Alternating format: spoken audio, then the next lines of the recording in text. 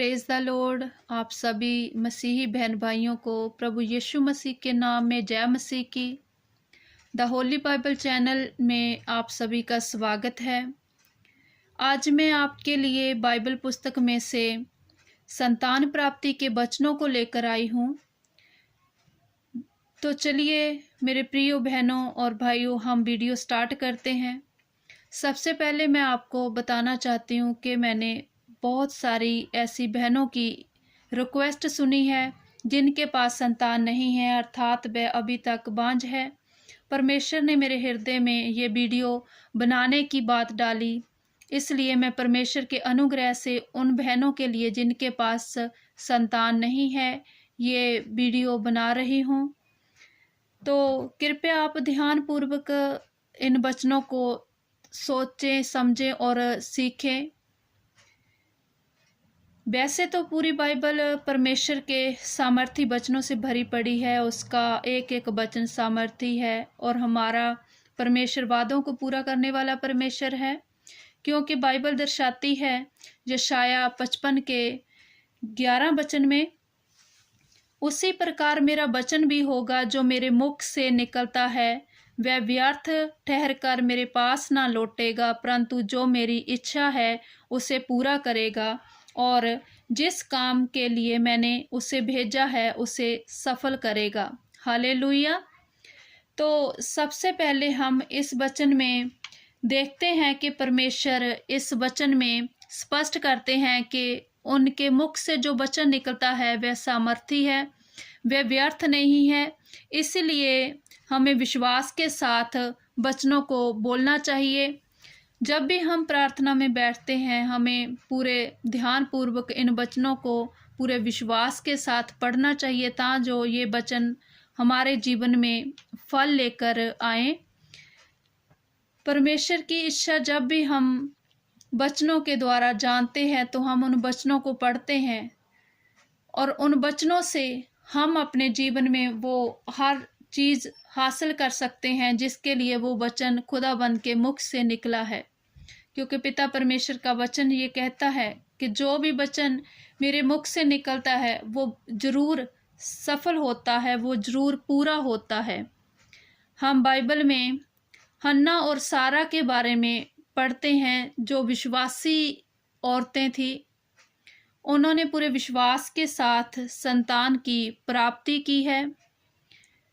हन्ना जिस तरह पुत्र की प्राप्ति के लिए प्रार्थना करती है और पिता परमेश्वर की महिमा में पुत्र को देने का वादा करती है, तो खुदाबंद खुदा उसकी प्रार्थना को सुनते हैं और उसे पुत्र की आशीष देते हैं। और हन्ना इस तरह पुत्र को उत्पन्न करती है और पूरे विश्वास के साथ वो प्रभु पिता परमेश्वर का धन्यवाद करते हुए प्रार्थना करती है। हे मेरी प्रियो बहनों, आप भी इसी तरह परमेश्वर से विश्वास के साथ मांगिए तो वो आपकी प्रार्थनाओं को जरूर सुनता है और आपकी इच्छा को पूरा करेगा। आपके बांझपन को तिरस्कार को भी जरूर दूर करेगा। यीशु मसीह के नाम से मांगते हैं। हालेलुया। आइए हम कुछ वचनों को सीखेंगे और समझेंगे जिसको हम अपनी प्रार्थनाओं में बोल सकते हैं, जिसमें पहला वचन है भजन संहिता 113 का 9, जिसमें लिखा है, वह बांझ को घर में लड़कों की आनंद करने वाली माता बनाता है, यह की स्तुति करो। हालेलुया। तो इस वचन में हम स्पष्ट भजनकार की इस बात को समझते हैं कि खुदाबंद खुदा बांझ को संतानों की माता बनाता है। परमेश्वर के लिए कुछ भी असंभव नहीं है। वो हमारे बरलाप को आनंद में बदल देता है। इसलिए उस परमेश्वर की सदा स्तुति करो, आत्मा से भरकर परमेश्वर की स्तुति करो, उसके भजन गाओ, उसके वचन बोलो, ताकि खुदाबंद आपको खुश होकर आपकी इच्छा अनुसार फल दे सके। तो अगला वचन है भजन संहिता 127 का 3, जिसमें लिखा है, देखें लड़के यहोवा का दिए हुए भाग है, गर्भ का फल उसी की ओर से प्रतिफल है। हालेलुया।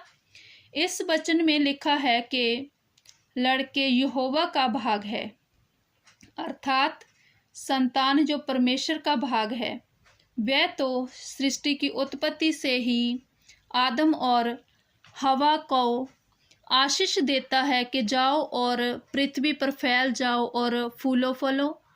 यही है परमेश्वर की आशीष। वह नहीं चाहता कि कोई भी निसंतान रहे। मेरे प्रियो बहनों, आप इस वचन को लेकर परमेश्वर से प्रार्थना करें। बांझपन परमेश्वर की ओर से नहीं है, उसकी ओर से संतान का प्रतिफल है, जो अब आप सभी प्राप्त करने पे हो, यीशु मसीह के सामर्थी नाम में। हालेलुया। अगला वचन जो है वो इब्रानियों 11:11 का वचन है, जो ये कहता है, विश्वास से सारा ने आप बूढ़ी होने पर भी गर्भ धारण करने की सामर्थ पाई। हालेलुया।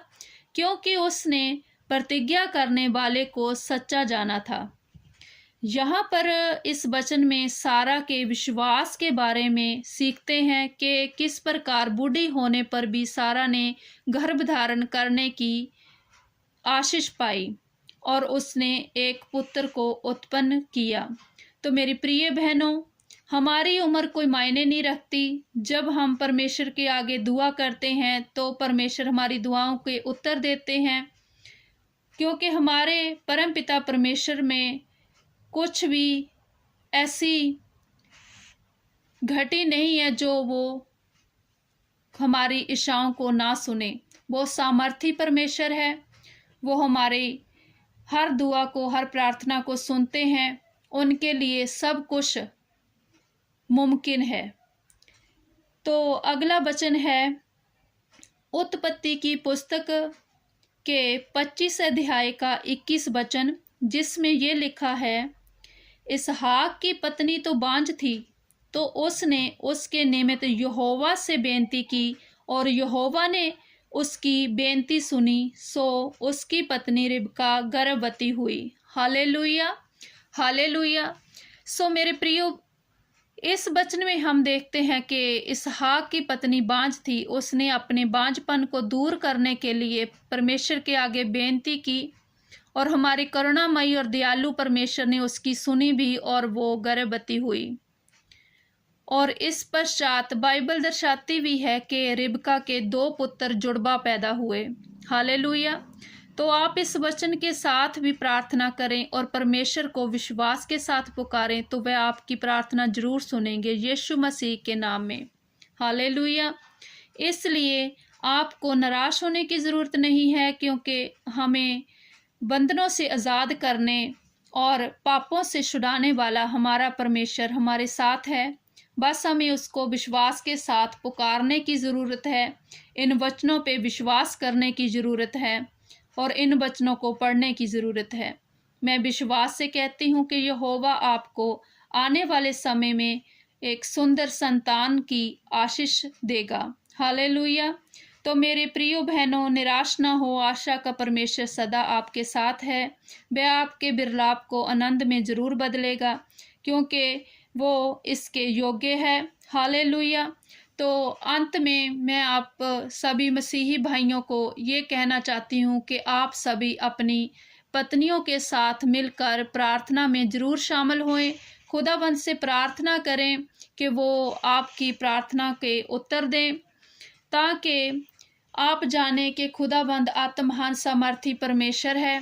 उनके लिए कुछ भी असंभव नहीं है। आप अपनी पत्नियों को सांत्वना दें और उन्हें स्नेह करें, जैसे अब्राहिम भी अपनी पत्नी से मिला हुआ था, उसका सहभागी था, तथा एलकाइन जो हन्ना का पति था वह भी हन्ना से प्रीति रखता था और परमेश्वर के साथ प्रार्थना में वो भी हन्ना के साथ बैठता था। सो प्रभु आप सभी को आशीष करें और सभी बहनों के बांझपन को दूर करें। ये प्रार्थना हम प्रभु यीशु मसीह के सामर्थी नाम से मांगते हैं और मैं विश्वास करती हूँ कि जब आप पूरे विश्वास के साथ इस प्रार्थना को करेंगे, इन वचनों को पढ़ेंगे, तो खुदाबंद आपकी इच्छा को जरूर पूरे करेंगे। वो आपको संतान की आशीष जरूर देंगे। हालेलुया। आशा करती हूँ कि आप सभी ने इन वचनों को सुना, सीखा और समझा भी।